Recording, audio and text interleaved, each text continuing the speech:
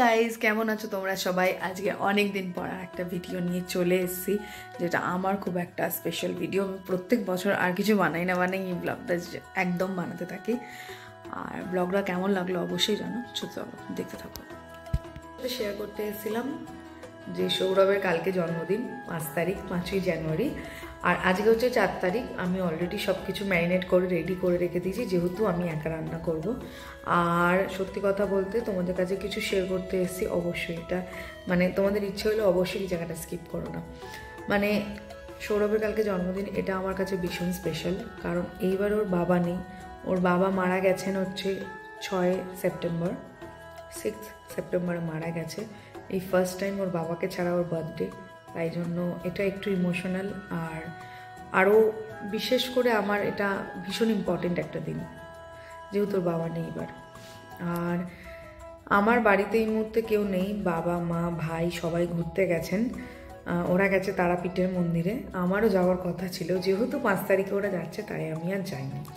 সত্যি কথা বলতে আমি ইচ্ছা করেই যাইনি, আমার নিজের একটা মানত ছিল, আমি যাইনি। হয়তো মা টানেও নি, ঠিক টাইমে পড়িনি, আর ইচ্ছে করেই আমি যাইনি, কারণ আজকের দিনটা আমার কাছে ভীষণ স্পেশাল, মানে ভীষণ স্পেশাল। আমি অবশ্যই কিছুদিন পরে কোনো বন্ধুবান্ধব বা আরও যদি কেউ যেতে চায়, আমি নিশ্চয়ই তাদের সাথে মানে একবার যাব ঘুরতে, অবশ্যই মায়ের কাছে অবশ্যই দর্শন করতে যাব। সেই মাধ্যমিক থেকে আমার মানত করা রয়েছে, এখনও সেটা পূরণ করা হয়নি, সেটা আমি নিশ্চয়ই যাব।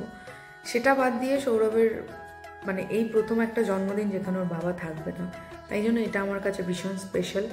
মানে স্পেশাল বলতে যাতে ও ভালো একটু ফিল করে, যেন দুঃখ না পায়। আসলে ও চাইছিল না জন্মদিনটা পালন করতে, তবুও আমি জোর করেই বললাম যে ঠিক আছে, ইটস ওকে, চলো করি। ওই জন্যই ও আমার কথা মানে প্রথমে একটু দোনোমনো করেছিল, তারপর আমি রীতিমতো ওকে জোর করলাম যাতে ওই দিনটা ওর একলা ফিল না হয়, মানে 10টা কথা চিন্তা না করতে হয়। তাই জন্য আমি ভাবলাম যে ঠিক আছে, ইটস ওকে, চল ঘুরে আসি। কী হয়েছে? তুমি তো খেলে, এবার আমি একটু পরে আবার খুলে দেবো। যাই হোক, ওর শরীরটাও খারাপ। আসো আসো, বসো, কোলে বসো। তো যেটা বলছিলাম আর কি তোমাদেরকে, যে ওরও শরীরটা মানে আমার বেড়ালের শরীরটা একটু খারাপ। ওকে কেউ, আমাদের পাড়ার কেউ একজন ছুরি মেরেছে রীতিমতো হাতটা, দেখো কি করেছে, দেখাচ্ছি, দেখো কি অবস্থা করেছে। যাই হোক, আমি ওকে বেটের কাছে নিয়ে গেছিলাম, সব ওষুধপালা সব চলছে, ইজ ফাইন নাও, এখন ঠিক আছে মোটামুটি। আর এই যে মুখের মাস্কটা দিয়েছে, যাতে ও চাটতে না পারে।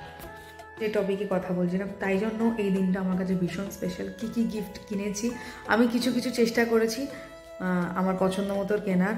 আমি প্রত্যেকবারই এমনই কিছু গিফট করি যাতে সেটা ওর প্রয়োজনে লাগে। আমি মনে করি কাউকে এমন কিছু গিফট করা উচিত যাতে তার প্রয়োজনে কাজে লাগে সেটা। সো কী রান্না করব এইবারে আমাকে স্পেসিফিকভাবে বলে দিয়েছে যে পায়েসটা প্লিজ করিস না।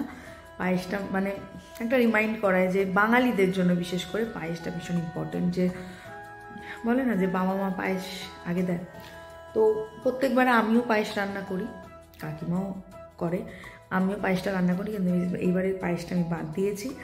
আর চলো ভিডিওটা আমি এখান থেকে শুরু করলাম। আর প্লিজ ওকে উইশ করতে ভুলো না, ব্যাস আমি এইটুকুনি বলবো। Thank you. হ্যালো গাইজ, তো সৌরভের জন্য যেগুলো রান্না করব সেগুলো আমি কেটে রেডি করে রেখেছি। এটা হচ্ছে ফ্রাইড রাইসের জন্য রেডি করেছি, ক্যাপসিকাম, গাজর, বিনস, আর এটা হচ্ছে একটু কর্ন ছিল ওটা। আচ্ছা, এইটা হচ্ছে রেশমি কাবাবের জন্য দুটো লেগ পিস আছে, একটা ওর একটা আমার, পুরো লাভের মতো দেখতে লাগছে। আর এই যে মাটনটা ম্যারিনেট করে রেখে দিয়েছি প্রত্যেকটা মশলা টশলা দিয়ে। সর্ষের তেল আছে, দই আছে, আদা রসুন বাটা, জিরে গুঁড়ো, লঙ্কার গুঁড়ো, ধনে গুঁড়ো, আর এটার মধ্যেও অনেক কিছু আছে, যদি জানতে চাও অবশ্যই জানিও। ওগুলো তো আগের দিন রাতেই ম্যারিনেট করে রেখে দিয়েছিলাম, সকালবেলা আগে একটু চা আর ব্রেড খেয়ে নিয়ে রান্না করতে বসিয়ে দিয়েছিলাম। মাটন কষা, আর ওদিকে আমি মানে সবজিগুলো ভেজেও নিয়েছিলাম। আর মাটনটা ছিল 700 গ্রাম মতো, ওর মধ্যে অল্প আলু দিয়েছিলাম, মাটনটা ভীষণ টেস্ট হয়েছিল। প্রত্যেকটা সবজি আমি আলাদা করে ফ্রাইড রাইসের জন্য ভেজে নিয়েছিলাম। তার কিছুক্ষণ পরেই আমি যে চিকেনটা ম্যারিনেট করে রেখেছিলাম ওটাকে আমি বসিয়ে দিয়েছিলাম আস্তে আস্তে তেলে ভাজতে, ওর মধ্যে একটু বাটারও দিয়েছিলাম। সব আমার রান্নাবান্না রেডি। তারপর আমি স্নান করে অনেকগুলো ব্যাগ আমি একটা অটো ভাড়া করে ইকো পার্কে নামি। সেখানে সৌরভ এসে দাঁড়িয়েছিল, তারপর আমরা যাই 4 নম্বর গেটের ওখানে। তো দেখো আমার হাতে এতগুলো মাল আমি একা নিয়ে এসেছি, ও জাস্ট অটো থেকে নিয়ে এলো আবার ইকো পার্কে। সব কটা গিফট আমি বার করছিলাম।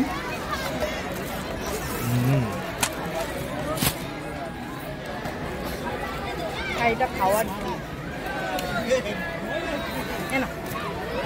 বাবা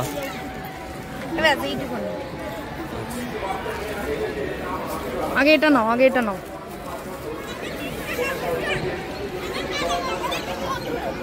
কাগজটা ফেলবে না। শুভ জন্মদিন। আচ্ছা জন্মদিনটা আমি কেন বলছি একটু বলে দাও। পরে বলবো। আমার কালো প্যান্ট ছিল না, তাই ব্ল্যাক জিন্স পছন্দ হয়েছে। ওরম করে না যাম। আচ্ছা আমি রাখো, আমি ঢুকিয়ে নিচ্ছি আস্তে আস্তে।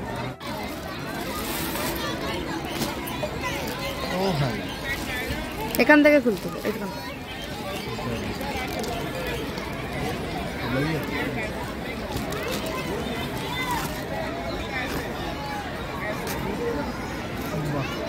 পছন্দ হয়েছে? নিব্বা নিব্বা এটা। আচ্ছা তোমার হোয়াইট কালারের শার্ট ছিল, টি শার্ট বলছিলে নেই, তাই আবার নিয়ে এলাম। আসার সময় কিনেছি এটা আমি।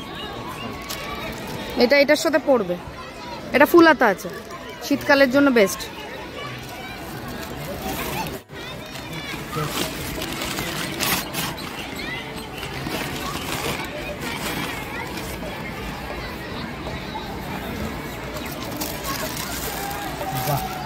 পছন্দ আয়া? কেমন? আমার পছন্দ। গিফটের পালা তো শেষ, এবার বসেছি আমরা খেতে। মাটন কষাটা আমি একটু ভালোভাবে এঁটে নিয়ে এসেছিলাম যাতে ঠান্ডা না হয়ে যায়। সেই দিনকে ভীষণ ভিড় ছিল। এটা 5 তারিখের ব্লগ, আর 5 তারিখ ছিল ফার্স্ট সানডে জানুয়ারি মাসের। তো দেখতেই পাচ্ছ চারিদিকে এত ভিড়, তাও আমরা ওখানে সবাই মিলে পিকনিক, তো ওখানে অনেক লোক করতে এসছে।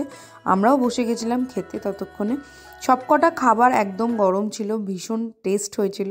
শুধু নিজের খাবার হয়েছে বলে নয়, আমারও বেশ ভালো লেগেছে, সৌরভেরও খুব ভালো লেগেছে খেতে।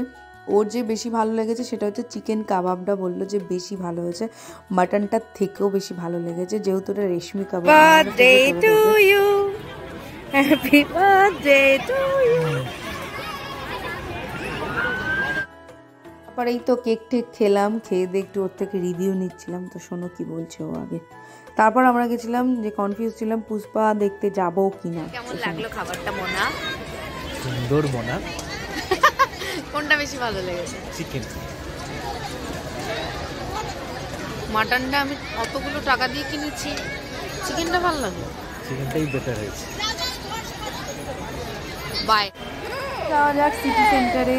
আমরা অনেক কিছু মানে ভেবে চিনতে গেলাম পুষ্পা 3 দেখতে। তারপর আমি একটু মেকডি থেকে এই সফটিটা নিয়ে তারপর ও গেছিলো একটু বাথরুমে, আমি তো ওখানে একটু ভিডিও করে নিলাম। তারপর 6:30 শোতে চলে গেছিলাম আমরা। হচ্ছে এদিকে তাকিয়ে করো। সিনেমাটা বেশ ভালো ছিল। বললে না করো ওটা। চলো স্ক্রিন 1। ওদিকে কোথায় যাচ্ছে? ওটা টয়লেট। স্ক্রিন 1। তো সিনেমা দেখতে দেখতে 10:30 বেজে গেছিলো। তারপর বাড়ির লোকের জন্য ওর মায়ের জন্য খাবার নিয়ে গেল, আর ও আমাদের জন্য খাবার কিনে দিয়েছিল। এই করেই দিনটা গেল। ব্লগটা কেমন লাগলো জানি।